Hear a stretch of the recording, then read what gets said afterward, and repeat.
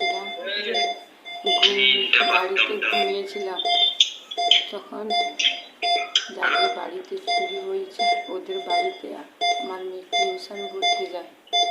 তখন ও কাকু এসে বলছে তুমি আমাদের বাড়িতে গিয়েছিলে। আমি বলছি না, আমি এক্ষুনি ঘুম থেকে উঠে চান করে আমি শুয়ে গিয়েছিলাম বলে বলতে চলে গেছে বাড়ি। একজন বাড়ির পাশে জ্যাঠা এসে বলছে তুমি এক্ষুনি গেছিলে ওদের বাড়িতে, গিয়ে ওদের বাড়িতে একজন দিদা হয়, ওকে মেরে তুমি ওদের গয়না নিয়ে চলে এসছো। বলতে আমি আমার শাশুড়ি মাকে নিয়ে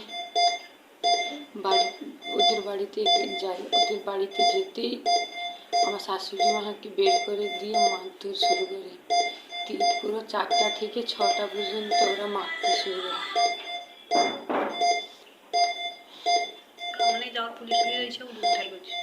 ওরা এমনকি পঞ্চায়েত এবং ওদের সিভিক পুলিশ থেকে আমাকে মারতে শুরু করে। ওরা প্রথম আমাকে জিজ্ঞাসাবাদ করে, আমি না বলায় ওরা বলছে তোমাদের পাবলিককে বলছে তোমাদের যা করো তোমরা করো। ওকে মেরে বস্তায় ভরে ওকে খালে ভাসিয়ে দাও, পুলিশ আসে। ওরা আমাকে প্রথম বলেছিল যে পুলিশ আসবে, কিন্তু আমি বলছি যে আমি তো চুরি করি। ঠিক আছে, তুমি পুলিশ প্রশাসন সবাইকে ডাকো, কিন্তু ওরা বলছে যে পুলিশ আমরা ডেকেছি, কিন্তু ওরা পুলিশকে খবর দেয়নি। আমি আমার বাবাকে প্রথমে যখন এগুলো খুলে ফোন করে বলি তখন ওরাই পুলিশ নিয়ে 6:30 7টা নাগাদ আসে। তখন আমাকে উদ্ধার করে আমার বাপের বাড়ির লোক এসে এবং পুলিশ এসে।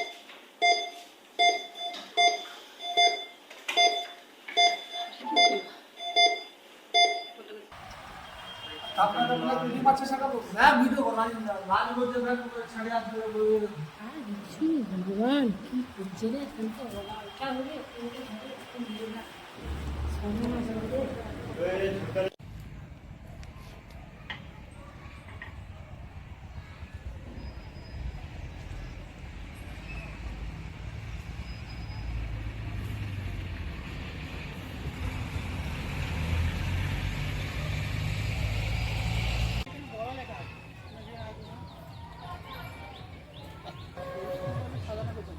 না এইবারে হয়।